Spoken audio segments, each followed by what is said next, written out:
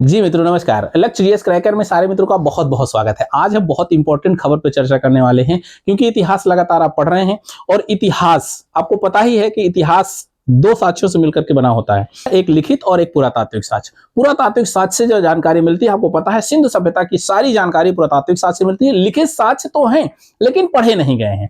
और इसी बीच एक खबर आई है तमिलनाडु से। तमिलनाडु के माननीय मुख्यमंत्री जी ने M.K. स्टालिन महोदय ने $1 मिलियन का पुरस्कार घोषित कर दिया है। इसलिए खबर बहुत ही इंपॉर्टेंट हो जाती है। क्यों? हाल ही में अभी क्या हुआ है कि यहां पर एक जो है थामिर बरनी नामक एक नदी है। थामिर बरनी, जरा याद रखिएगा, मैं अभी आज पूरी घटना बताऊंगा कि ये थामिर बरनी जो है, थामिर बरनी नदी है और इसी नदी घाटी में बहुत सारे ऐसे पुरातात्विक साक्ष्य मिले हुए हैं, पुरातात्विक वस्तुएं मिली हुई हैं, जिससे कि इनका जो तादाद में स्थापित करते हैं या इनको कार्बन डेटिंग से पता करते हैं तो ये 3200 पुराना 3200 बीसी मतलब 3200 बीसी का मिलता है, जानकारी मिलती है। तो वो सीधे सीधे तादाद में किससे स्थापित होता है, किसके समकक्ष हो जाता है? सिंधु घाटी सभ्यता के। अगर हम बात करते हैं इसकी तो जाहिर सी बात है, अगर ये बात सच हुई तो फिर इतिहास दोबारा लिखा जाएगा।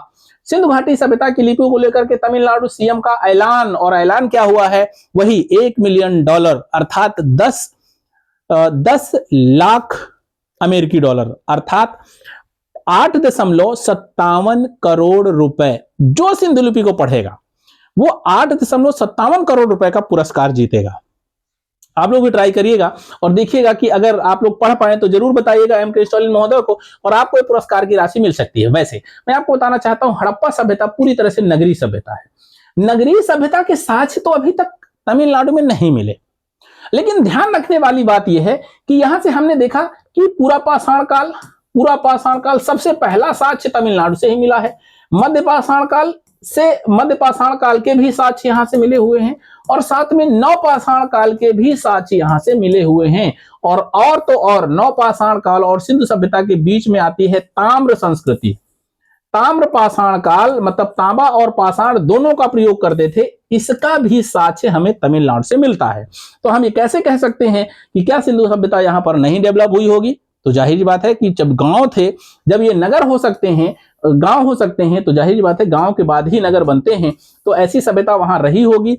लेकिन अभी तक खुदाई नहीं हुई है, ठीक है ना। वहां का पुरातत्व जो विभाग है उन्होंने खुदाई करी, तमिलनाडु में कुछ ऐसी वस्तुएं मिली है जिनकी वजह से अभी ये खबर आपके लिए एकदम इंपॉर्टेंट हो गई है। भांड आपके जो है हड़प्पा सभ्यता से मिलते हैं, वैसे ही मृत भांड और ये वस्तुएं आपको तमिलनाडु से मिलने लगी हैं। अब ये मिलने लगी हैं तो इनकी जो कार्बन डेटिंग से पता करते हैं तो ये सारी की सारी 3200 बीसी की मिलती हैं। तो इससे जाहिर हो जाता है कि नहीं, यहां पर भी हड़प्पा सभ्यता के कुछ साक्ष्य मिलते हैं। मैं आपको बताना चाहूंगा कि अगर हम दक्षिण भारत की बात करते हैं तो दक्षिण भारत में ही सबसे पहले पूरा पाषाण काल की खोज हुई थी। सबसे पहली बात यही है कि यहां पर कोर्तलयार घाटी थी, ये तमिलनाडु है, यहां पर एक कोर्तलयार घाटी थी कोर्तलयार घाटी, और इस कोर्तलयार घाटी में ही सबसे पहले पल्लवरम नामक एक स्थान की खोज हुई थी। पल्लवरम, ठीक है ना, पल्लवरम नामक स्थल की खोज हुई थी। और इसके खोजकर्ता कौन थे?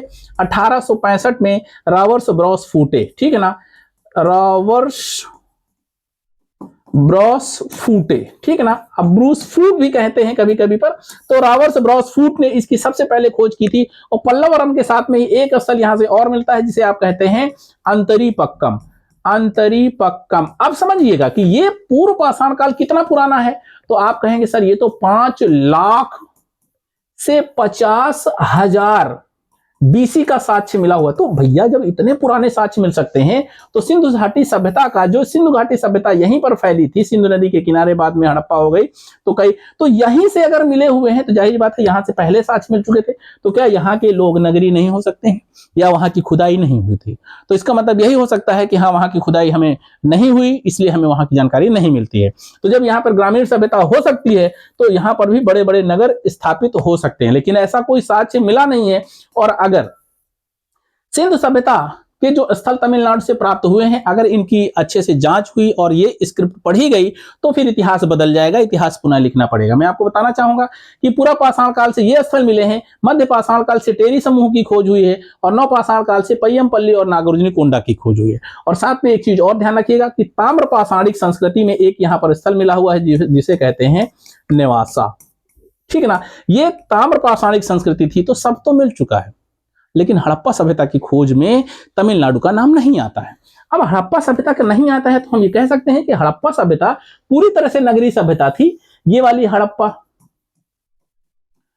सभ्यता जब नगरीय थी तो फिर नगर की खोज होगी, बड़े बड़े टीले मिले थे, टीलों की खुदाई हुई तो उसमें जो है साक्ष्य जो मिले उनके आधार पर कह सके कि हाँ ये नगरीय सभ्यता थी।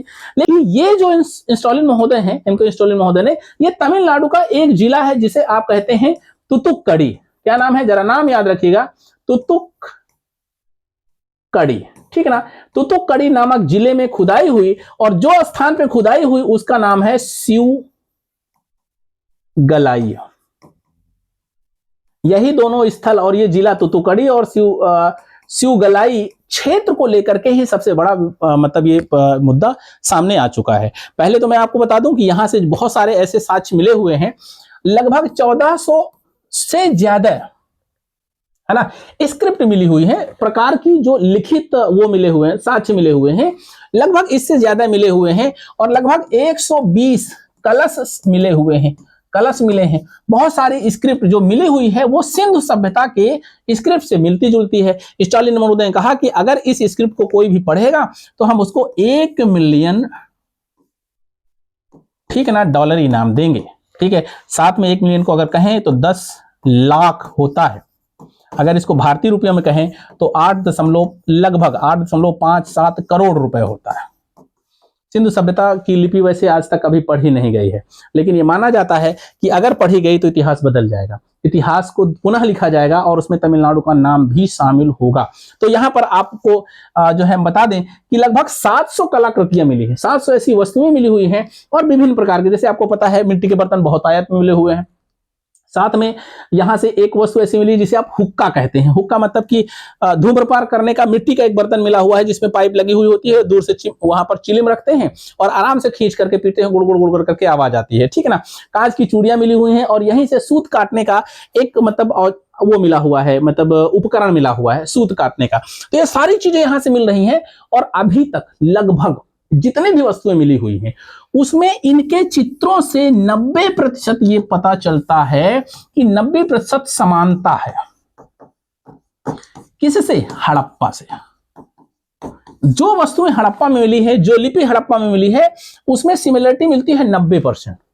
तो जाहिर बात है कि ये बात बड़ी मतलब वो है, सोचनीय है, विचारणीय है कि इसकी खुदाई अच्छे से होनी चाहिए और लिपि पढ़ी गई तो जाहिर बात है तमिलनाडु का तुतुक्कड़ी जिला भी सिंधु घाटी सभ्यता के स्थल में आ जाएगा, जबकि इतनी वस्तुएं मिली हुई हैं वहां पर, ठीक है ना। तो ये जो है एक वस्तु जो मिली हुई है जिसमें हम कहते हैं कि इस तरह के चित्र मिले हुए हैं। अब ये चित्र देखिए, सारे के सारे आपको जो है सिंधु सभ्यता से मिलते जुलते हैं। हाथी का चित्र मिला हुआ है, बाघ का चित्र मिला हुआ है ना, ये गैंडे का चित्र मिला हुआ है, तो आप इनको समझ सकते हैं। हिरन का चित्र मिला हुआ है, तो इससे ये चित्र भी मिला है और ऊपर ये स्क्रिप्ट लिखी हुई है ना। अब ये उस समय पर इन जो है स्क्रिप्ट में ये जो पशु हैं इनके बारे में क्या लिखा हुआ है, ऐसी कोई जानकारी हमें नहीं मिलती है।